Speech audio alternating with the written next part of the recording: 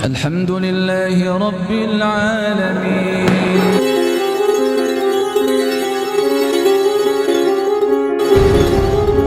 Bagi seorang mukmin, semuanya yang menimpa, yang terjadi itu kebaikan semua.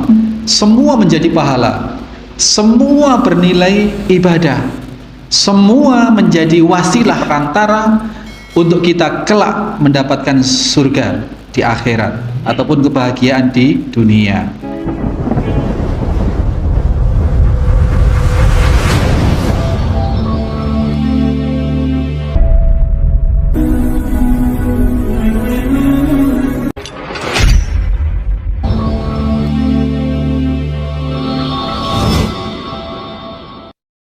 Bismillahirrahmanirrahim. Assalamualaikum warahmatullahi wabarakatuh.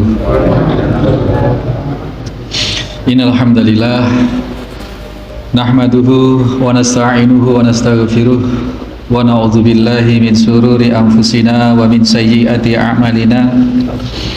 May yahdihillahu fala mudhillalah wa may yudlil fala hadiyalah. Asyhadu an la ilaha illallah wahdahu la syarikalah. Asyhadu anna Muhammadan abduhu wa rasuluhu la nabiyya ba'dah. Allahumma salli wa sallim wa barik ala Muhammadin wa ala alihi wa sahbihi wa mawala.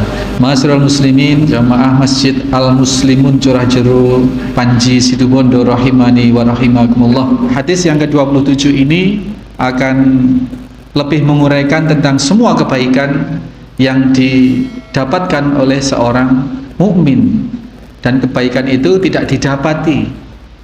Kemudahan, keterjaminan keselamatan dunia akhirat, segala sesuatu kebaikan yang diberikan oleh Allah kepada seorang mukmin itu tidak ditemui, tidak diperuntukkan kepada yang tidak mukmin.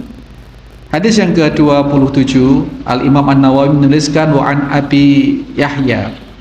Dari Abi Yahya Suhaib bin Sinan radhiyallahu anhu, seorang sahabat, qala, dia Suhaib bin Sinan ini, Abu Yahya ini, kunyahnya Abu Yahya, mengatakan bahwasanya qala Rasulullah sallallahu alaihi wasallam, Rasul sallallahu alaihi wasallam telah bersabda, ajaban li amril mu'min.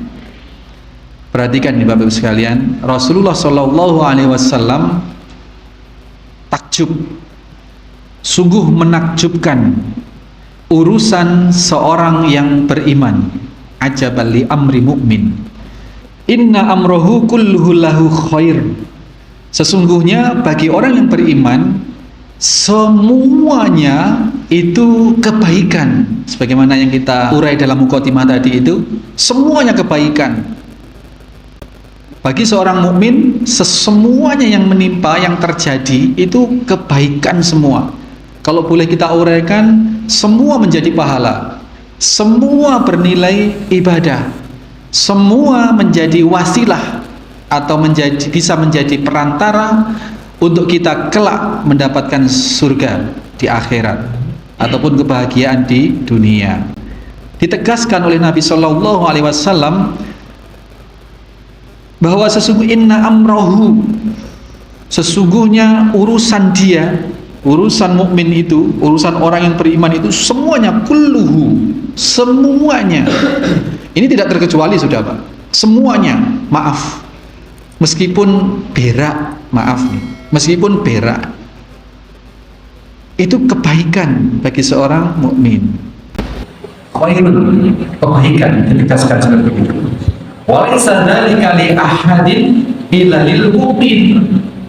Dan yang kondisi yang demikian tadi itu sama sekali tidak berlaku.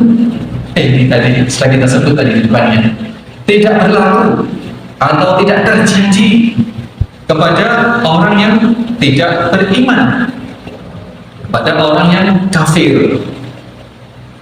Ya, tidak berlaku bagi orang yang tidak beriman, tidak berlaku bagi siapapun. Illalil mu'min. Ini gimana penguraiannya? Rasul sallallahu alaihi wasallam menjelaskan, mengurai lebih detail, in asobathu sarra'u syakara. Kenapa kok bisa semuanya jadi kebaikan? Karena apabila seorang mukmin itu tertimpa atau mendapati sesuatu yang menyenangkan, mereka bersyukur.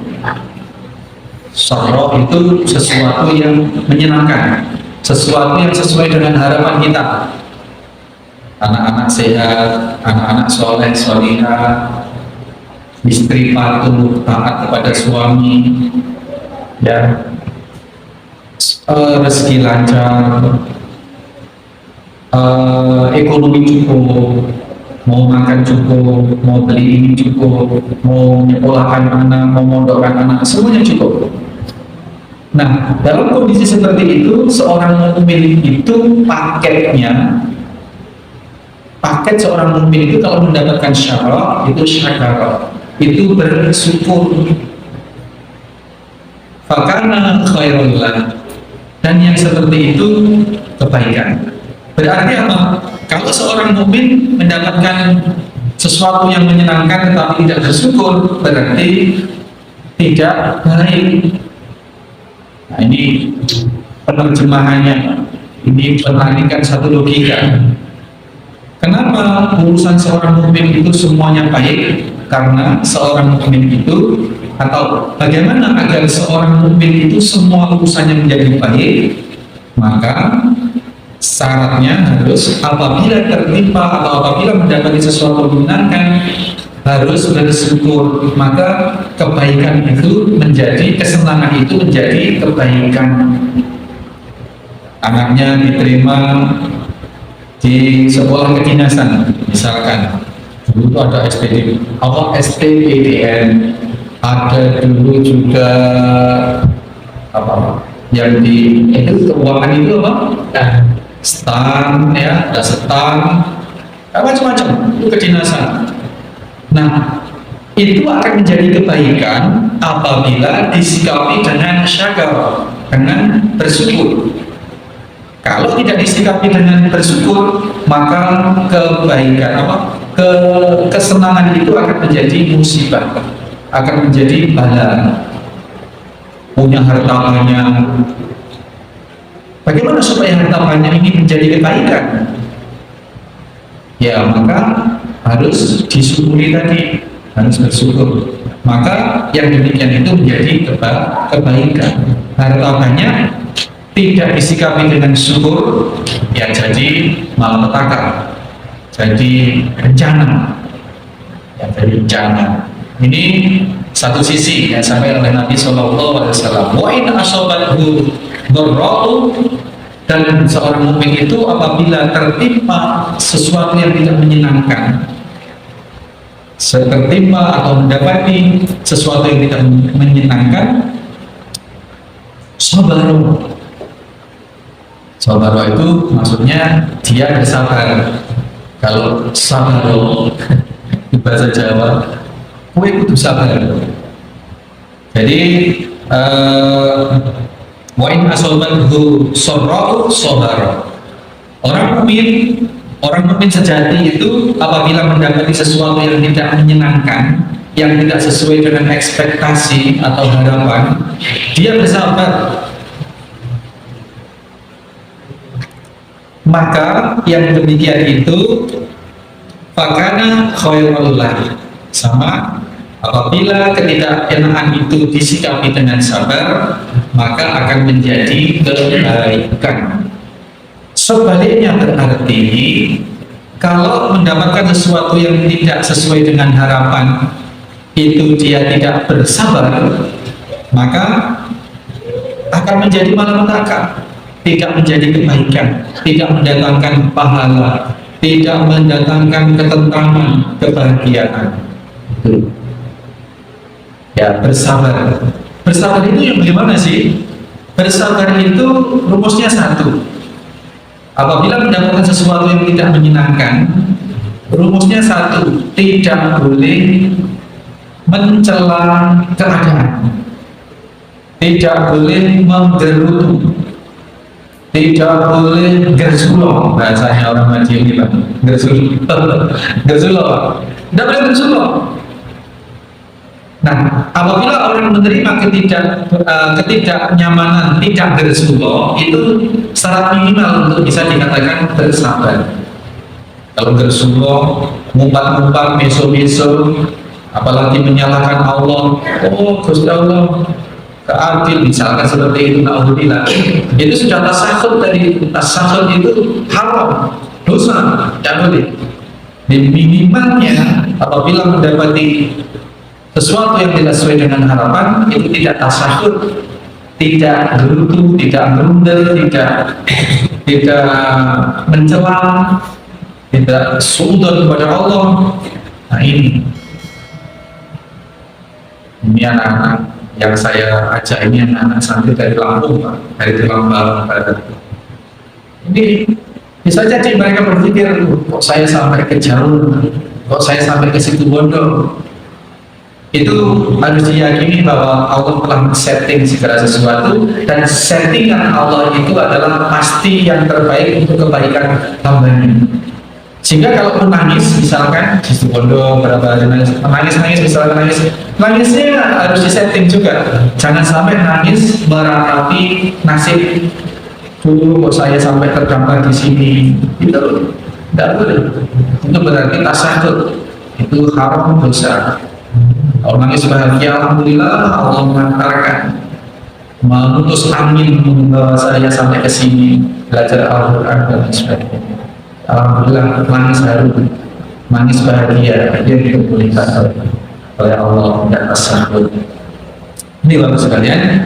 Wa inna asobatuhu dharra'u sabara fakana khairul lah. Rawahu Muslim. Dan ini hadis diriwayatkan oleh Imam Muslim. Bapak Ibu sekalian, jamaah Masjid Al-Muslimun Curah Jeruk Panji Situbondo rahimani wa rahimakumullah.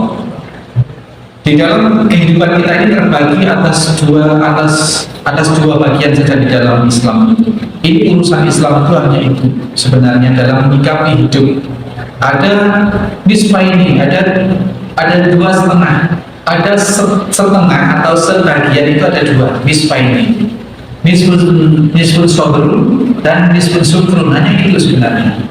Semua yang bulat-bulat, urusan kita yang bulat-bulat itu sebenarnya terpetakan menjadi dua itu. Semua urusan kita itu kalau tidak menyenangkan, ya tidak menyenangkan, yang menghampiri kita itu.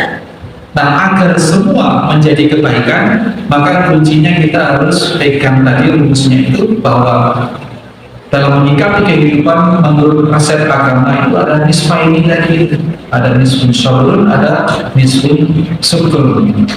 Setengahnya adalah urusannya harus disikapi dengan sabar, dan setengah urusan lagi harus disikapi dengan bersyukur, sehingga semuanya menjadi kebaikan bagi kita semua.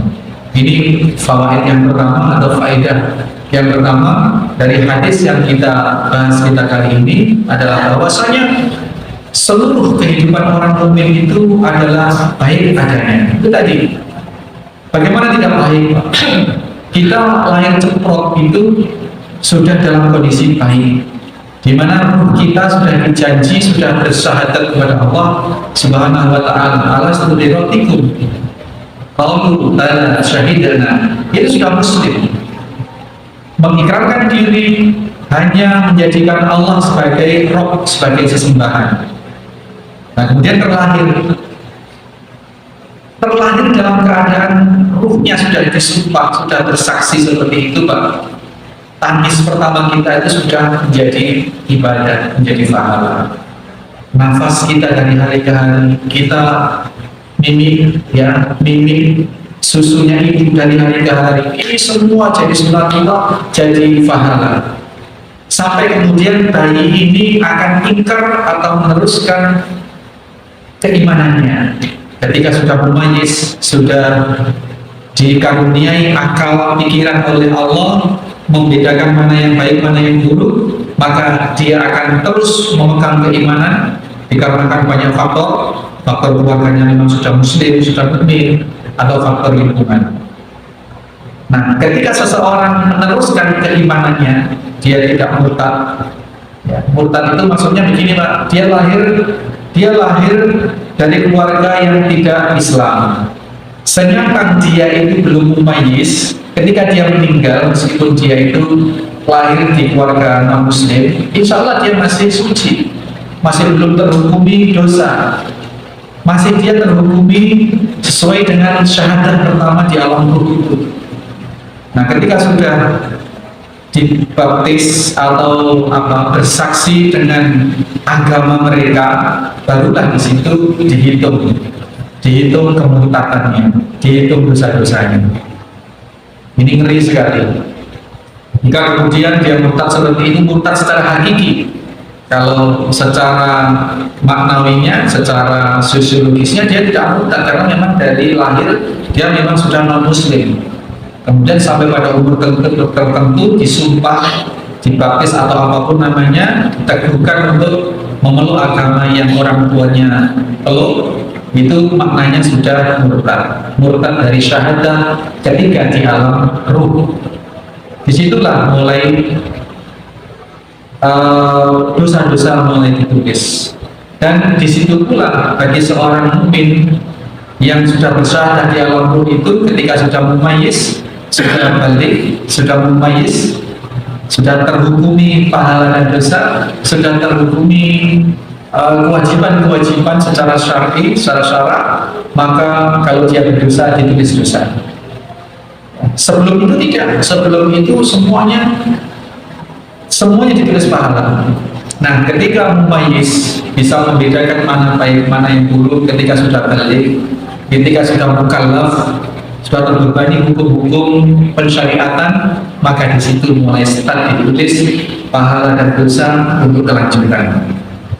Bagi orang-orang yang mempertahankan keimanannya dari remaja, dari kecil sudah mengaji, remaja mengaji, menghafal Al-Quran, baca Al-Quran, ya, mengkaji, mengikuti kajian, sholat 5 waktu, umur 10 tahun, sudah start tidak pernah putus sholatnya, seperti itu, maka semua kehidupannya jadi pahala.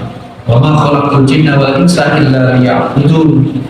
Dan semua hidupnya orang yang demikian ini dinilai ibadah, dinilai pahala.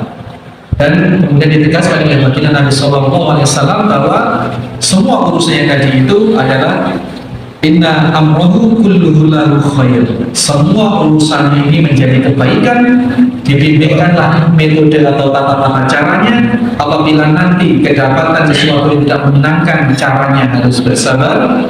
Dan apabila mendapatkan kenikmatan di dunia, syaratnya harus bersyukur sehingga dia bisa bertahan dalam frekuensi khairullah tadi, kebaikan tadi itu.